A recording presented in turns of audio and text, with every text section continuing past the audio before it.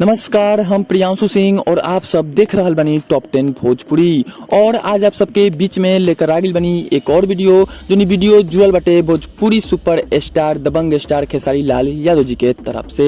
तो वीडियो के शुरू से लेकर अंत तक देखते रही और अभी तक चैनल के सब्सक्राइब नहीं के लिए तो रेड कलर का बटन दबा के चैनल के सब्सक्राइब कर दी और घंटी पे जाके आप सब ऑल क्लिक कर दी।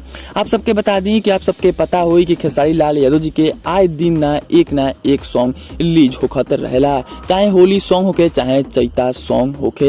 आप सबके बता दी कि खेसारी लाल यादव जी के 4 गो सॉन्ग के फर्स्ट लुक आप सबके बीच में जारी कर देवल गइल बा, जिनकी ए से पहले हम वीडियो बना के आप सबके बीच में बता देले बानी। वहीं आप सबके बता दी कि खेसारी लाल यादव जी के एक और चैता सॉन्ग जिनकी 5वां चैता सॉन्ग के भी फर्स्ट लुक आप सबके बीच में जारी कर देवल गइल बा, जैसे कि स्क्रीन पर चलत फोटो के माध्यम से देख सकत तानी जा। वहीं आप सबके बता दी कि गाना के बोल बा निक लागे ठीक लागे, मधुर आवाज में गइले बाने खेसारी लाल यादव जी। वहीं पे फीमेल सिंगर बारी अंतरा सिंह प्रियंका। वहीं आप सबके बता दी कि गीत के लिखले बने प्रकाश बारूद, वहीं पे संगीत दिले बने दीपक दिलकश। और इस सॉन्ग के फर्स्ट लुक जारी कर दिल रहे, जो कि कल रात के ही फर्स्ट लुक जारी कर देवल गइल रहे। वहीं आप सबके बता दी कि अभी इस सॉन्ग के रिलीज डेट सामने नहीं आइल, लेकिन बहुत जल्द आप सबके बीच में इस सॉन्ग के रिलीज डेट आवे वाला बाटे।